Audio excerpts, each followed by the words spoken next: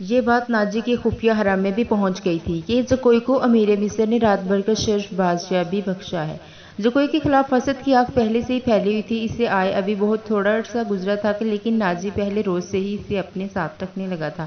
اسے ذرا سی دیر کے لیے بھی اپنے اس حرم میں نہیں لے جانے دیا کرتا جہاں ان کی دل پسند ناچنے والی نوجوان لڑکیاں رہتی تھیں۔ زکوئی کو اس نے ایک الگ کمرہ دیا تھا۔ انہیں یہ تو معلوم نہ تھا کہ ناجی اسے صلاح الدین ایوبی کو موم کرنے کے لیے ٹریننگ دے رہا ہے اور وہ کسی بہت بڑے تخریبی منصوبے پر کام کر رہا ہے۔ یہ رقاصاں یہ دیکھ کر جل بھن گئی تھیں کہ زکوئی نے ناجی پر قبضہ کر لیا اور اس کے دل میں ان کے خلاف نفرت پیدا کر دی ہے۔ حرم میں دو لڑکیاں زکوئی کو ٹھکانے لگانے کی سوچتی رہتی تھیں۔ اب انہوں نے دیکھا کہ زکوئی کو امیر مصر نے بھی اتنا پسند کیا کہ اسے رات بھر اپنے خیمے میں رکھا ہے تو وہ پاگل سی ہو گئیں۔ اسے ٹھکانے لگانے کا واحد طریقہ قتل تھا۔ قتل کے دو ہی طریقے ہو سکتے تھے، زہر یا کرائے کا قاتل جو اسے سوتے میں قتل کر آئے۔ دونوں طریقے ممکن نہیں تھے کیونکہ زکوئی باہر نہیں نکلتی ہوتی اور زہر دینے کے لیے اس تک رسائی حاصل نہیں ہو سکتی تھی۔ ان دونوں نے حرم کی سب سے زیادہ چالاک ملازمہ کو اعتماد میں لے رکھا تھا، اسے انعام و غرام دیتی رہتی تھی۔ جب حسد کی انتہا نے ان کی آنکھوں میں خون اتار دیا تو انہوں نے اس ملازمہ کو منہ مانگے انعام کا لالچ دے کر اپنا مدعا بیان کر دیا۔ یہ ملازمہ بڑی خرانٹ اور منجھی ہوئی عورت تھی۔ اس نے کہا کہ سالار کی رہائش گاہ میں جا کر زکوئی کو زہر دینا ممکن نہیں، موقع محل دے کر اسے خنجر سے قتل کیا جا سکتا ہے، اس کے لیے وقت چاہیے۔ اس نے وعدہ کیا کہ وہ زکوئی کی نقل و حرکت پر نظر رکھے گی، ہو سکتا ہے کہ کوئی موقع جلد نکل آئے۔ اس جرائم پیشہ عورت نے بھی یہی کہا کہ اگر کوئی موقع پر نہ نکلا تو شمشین کی مدد حاصل کی جائے گی، مگر وہ معاوضہ بہت زیادہ لیتے ہیں۔ دونوں لڑکیوں نے اسے یقین دلایا کہ وہ زیادہ سے زیادہ معاوضہ دینے کو تیار ہیں۔ ناجی بے حد غصے کے عالم میں اپنے کمرے میں ٹہل رہا تھا۔ زکوئی اسے ٹھنڈا کرنے کی بہت کوشش کر چکی تھی لیکن اس کا غصہ بڑھتا جا رہا تھا۔ آپ مجھے اس کے پاس جانے دیں، زکوئی نے چوتھی بار کہا، میں اسے شیشے میں اتار لوں گی۔ بیکار ہے، ناجی نے گرج کر کہا، وہ کمبخت حکم نامہ جاری کر چکا ہے جس پر عمل کرنا بھی شروع ہے۔ مجھے اس نے کہیں نہ کہیں یہ کہنے دیا ہے کہ اس پر تمہیں جادو نہیں چل سکا۔ مجھے معلوم ہے کہ میرے خلاف یہ سازش کرنے والے لوگ کون ہیں۔ وہ میری ابھرتی ہوئی حیثیت سے حسد کرتے ہیں۔ میں امیر مصر بننے والا تھا، میں نے یہاں کے حکمرانوں پر حکومت کی ہے، حالانکہ میں معمولی سا سالار تھا، اب میں سالار بھی نہیں رہا۔ اس نے دربان کو اندر بلا کر کہا کہ اوروش کو بلایا جائے۔ اس کا ہمراز اور نائب اوروش آیا تو ناجی نے اس کے ساتھ بھی اسی موضوع پر بات کی۔ اسے وہ کوئی نئی خبر نہیں سنا رہا تھا۔ اوروش کے ساتھ وہ صلاح الدین ایوبی کے نئے حکم نامے پر تفصیلی تبادلہ خیالات کر چکا تھا، مگر دونوں ان کے خلاف کوئی کارروائی سوچ نہیں سکتے تھے۔ اب اس کے دماغ میں ایک کارروائی آ گئی۔ اس نے اوروش سے کہا، میں نے جوابی کارروائی سوچ لی ہے۔ کیا؟ بغاوت، ناجی نے کہا۔ اوروش چپ چاپ اسے دیکھتا رہا۔ ناجی نے کہا، تم حیران ہو گئے ہو کیا؟ کیا تمہیں شک ہے کہ یہ 50,000 سوڈانی فوج ہماری وفادار نہیں؟ کیا یہ صلاح الدین ایوبی کی نسبت مجھے اور تمہیں اپنا حاکم اور وہی خواہ نہیں سمجھے؟ کیا تم اپنی فوج کو یہ کہہ کر بغاوت پر آمادہ نہیں کر سکتے کہ تمہیں مصری کو غلام بنایا جا رہا ہے اور مصر تمہارا ہے؟ اور اس نے گہری سانس لے کر کہا، میں نے اس اقدام پر غور نہیں کیا تھا۔ بغاوت کا انتظام ایک اشارے پر ہو سکتا ہے لیکن مصر کی نئی فوج بغاوت کو دبا سکتی ہے اور اس فوج کو کمک بھی مل سکتی ہے۔ حکومت سے ٹکر لینے سے پہلے ہمیں ہر پہلو پر غور کر لینا ہوگا۔ میں غور کر چکا ہوں، ناجی نے کہا، میں عیسائی بادشاہ کو مدد کے لیے بلا رہا ہوں۔ تم دو پیغمبر تیار کرو، انہیں بہت دور جانا ہے۔ آؤ میری باتیں غور سے سنو۔ زکوئی، تم اپنے کمرے میں چلی جاؤ۔ زکوئی اپنے کمرے میں چلی گئی اور وہ دونوں ساری رات اپنے کمرے میں بیٹھے رہے۔ صلاح الدین ایوبی نے دونوں فوجوں کو مدغم کرنے کا وقت 7 روز مقرر کیا تھا۔ کاغذی کارروائی ہوتی رہی۔ ناجی پوری رات تعاون کرتا رہا۔ 4 روز گزر چکے تھے۔ اس دوران ناجی ایک بار پھر صلاح الدین ایوبی سے ملا لیکن اس نے کوئی شکایت نہ کی۔ تفصیلی رپورٹ دے کر صلاح الدین ایوبی کو مطمئن کر دیا کہ 7ویں روز دونوں فوجی ایک ہو جائیں گے۔ صلاح الدین ایوبی کے نائبین نے بھی اسے یقین دلایا کہ ناجی دیانتداری سے تعاون کر رہا ہے، مگر علی بن سفیان کی رپورٹ کسی حد تک پریشان کن تھی۔ اس کی انٹیلی جنس سروس نے رپورٹ دی تھی کہ سوڈانی فوج کے سپاہیوں میں بے اطمینانی اور ابتری سی پائی جاتی ہے۔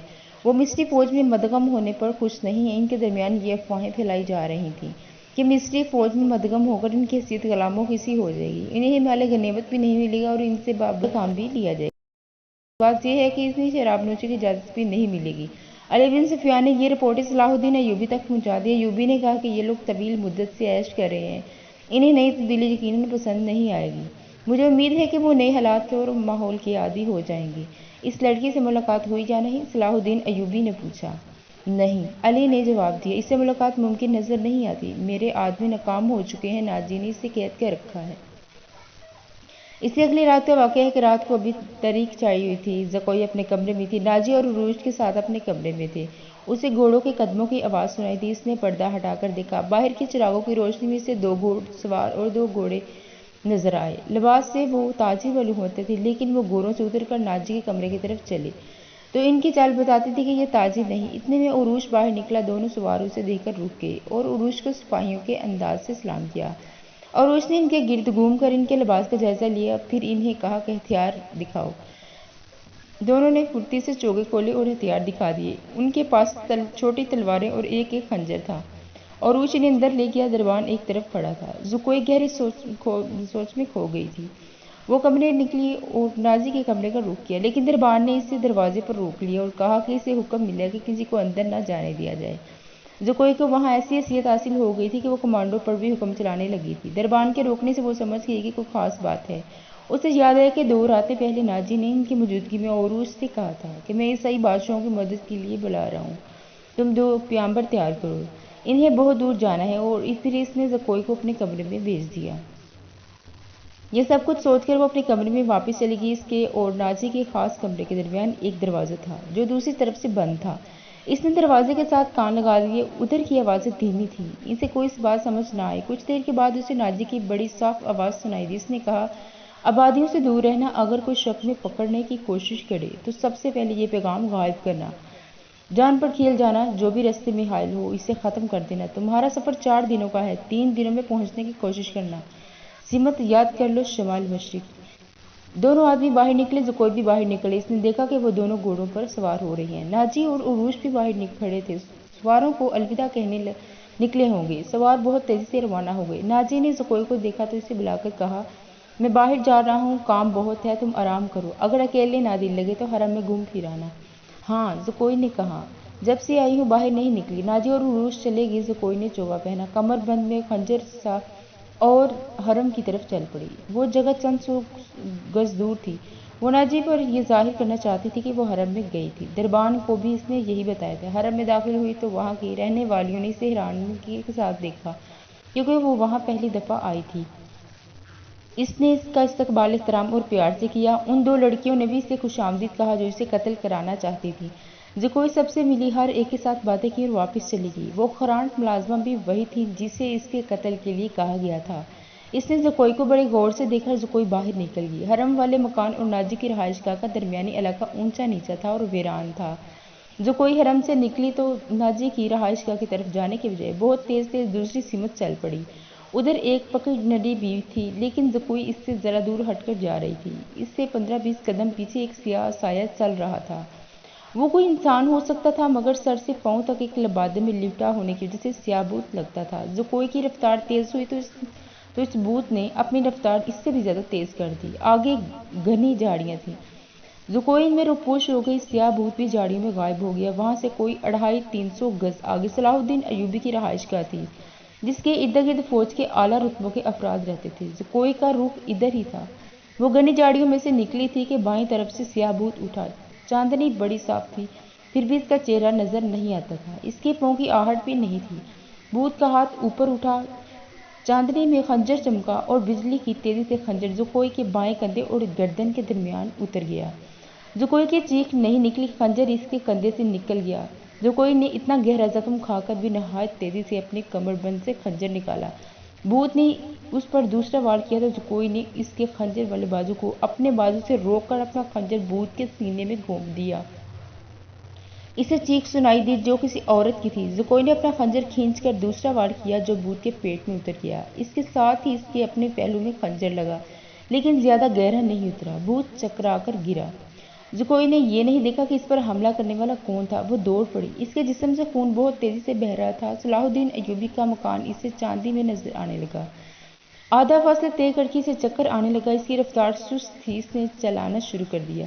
علی ایوبی، علی ایوبی، اس کے کپڑے لال سرخ ہو گئے تھے اور وہ بڑی مشکل سے قدم گھسیٹ رہی تھی۔ اس کی منزل تھوڑی ہی دور رہ گئی تھی، جہاں تک پہنچنا اس کے لیے ممکن نظر نہیں آتا تھا۔ وہ مسلسل صلاح الدین ایوبی اور علی بن سفیان کو پکارے جا رہی تھی۔ قریب کہیں ایک گشتی سنتری بھی پھر رہا تھا۔ اسے اس کی آوازیں سنائی دی تو وہ دوڑ کر پہنچا جو کوئی اس پر گری پڑی اور کہا مجھے میرے بستر تک پہنچا دو، بہت جلد بہت جلد۔ سنتری نے اس کا خون دیکھا تو اسے پیٹ پر لاد کر دوڑ پڑا۔ صلاح الدین ایوبی اپنے کمرے میں بیٹھا علی بن سفیان سے رپورٹ لے رہا تھا، اس کے 2 نائب بھی موجود تھے۔ یہ رپورٹیں کچھ اچھی نہیں تھیں۔ علی بن سفیان نے بغاوت کے خدشے کا اظہار کیا تھا جس پر غور ہو رہا تھا۔ دربان گھبراہٹ کے عالم میں اندر آئے اور بتایا کہ ایک سپاہی ایک زخمی لڑکی کو اٹھائے باہر کھڑا ہے، کہتا ہے یہ لڑکی امیر مصر سے ملنا چاہتی ہے۔ یہ سنتے ہی علی بن سفیان کمان سے نکلے ہوئے تیر کی طرح کمرے سے نکل گیا۔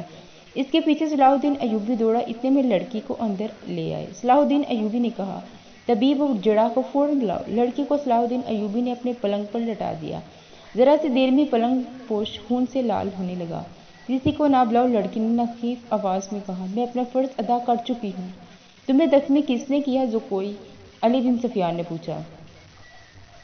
پہلے ضروری باتیں سن لو، زکوئی نے کہا، مشرق کی طرف سوار دوڑا دو۔ 2 سوار نظر جاتے ہوئے آئیں گے، دونوں کے چوگے بادامی رنگ کے ہیں۔ ایک گھوڑا بادامی اور دوسرے کا رنگ سیاہ ہے، وہ تاجر لگتے ہیں۔ ان کے پاس سالار ناجی کا تحریری پیغام ہے جو عیسائی بادشاہ فرینک کو بھیجا گیا ہے۔ ناجی کی یہ سوڈانی فوج بغاوت کرے گی، مجھے اور کچھ بھی معلوم نہیں۔ تمہاری سلطنت سخت خطرے میں ہے، ان 2 سواروں کو راستے میں پکڑ لو، تفصیل ان کے پاس ہے۔ بولتے بولتے زکوئی کو غشی آ گئی۔ 2 طبیب آئے اور انہوں نے زکوئی کا خون بند کرنے کی کوششیں شروع کر دیں۔ اس کے منہ میں دوائیاں ڈالیں جس کے اثر سے وہ بولنے کے قابل ہو گئی۔ وہ ضروری پیغام دے چکی تھی۔ اس کے بعد اس نے دوسری تمام باتیں سنائیں، مثلاً ناجی نے عروج کے ساتھ کیا باتیں کی تھی، اسے کس طرح اپنے کمرے میں بھیج دیا، ناجی کا غصہ اور بھاگ دوڑ، 2 سواروں کا آنا وغیرہ۔ پھر اس نے بتایا کہ اسے کچھ علم نہیں کہ اس پر حملہ کرنے والا کون تھا۔ وہ موقع موزوں دیکھ کر ادھر ہی رپورٹ دینے کے لیے آ رہی تھی کہ پیچھے سے کسی نے اسے خنجر گھونپ دیے۔ اس نے اپنا خنجر نکال کر حملہ آور پر حملہ کیا۔ حملہ آور کی چیخ بتاتی تھی کہ وہ کوئی عورت ہے۔ اس نے حملہ کی جگہ بتائی۔ اس وقت اس جگہ آدمی دوڑا دیے گئے۔ زکوئی نے کہا کہ وہ زندہ نہیں ہو سکتی، اس کے خنجر اس کے سینے اور پیٹ میں لگے تھے۔ خون رک نہیں رہا تھا، زیادہ تر خون تو پہلے ہی بہہ گیا تھا۔ زکوئی نے صلاح الدین ایوبی کا ہاتھ پکڑا اور چوم کر کہا، اللہ آپ کو اور آپ کی سلطنت کو سلامت رکھے، آپ شکست نہیں کھا سکتے۔ مجھ سے زیادہ کوئی نہیں بتا سکتا کہ صلاح الدین ایوبی کا ایمان کتنا پختہ ہے۔ پھر اس نے علی بن سفیان سے کہا، میں نے کوتاہی تو نہیں کی، آپ نے جو فرض مجھے سونپا تھا میں نے پورا کر دیا۔ تم نے اس سے زیادہ پورا کیا ہے۔ علی بن سفیان نے اسے کہا، میرے تو وہم و گمان میں بھی نہ تھا کہ ناجی اس حد تک خطرناک کارروائی کرے گا اور تمہیں جان کی قربانی دینا پڑے گی۔ میں نے تمہیں صرف منجری کے لیے وہاں بھیجا تھا، کاش تم مسلمان ہوتی۔ زکوئی نے کہا، اس کے آنسو نکل آئے۔ اس نے کہا، میرے اس کام کا جو بھی معاوضہ دینا ہے وہ میرے اندھے باپ اور سدا بیمار ماں کو دے دینا۔ ان کی موزوریوں نے مجھے 12 سال کی عمر میں رقاصہ بنا دیا۔ اس کا سر ایک طرف ڈھلک گیا، آنکھیں آدھی کھلی رہی اور ہونٹ اس طرح نیم دار جیسے مسکرا رہی ہو۔ طبیب نے نبض پر ہاتھ رکھ کر صلاح الدین ایوبی کو دیکھ کر سر ہلایا۔ زکوئی کی روح اس کے زخمی جسم سے آزاد ہو چکی تھی۔ صلاح الدین ایوبی نے کہا، یہ کسی بھی مذہب کی تھی، اسے پورے اعزاز کے ساتھ دفن کرو۔ اس نے اسلام کے لیے جان قربان کی ہے، یہ ہمیں دھوکہ بھی دے سکتی تھی۔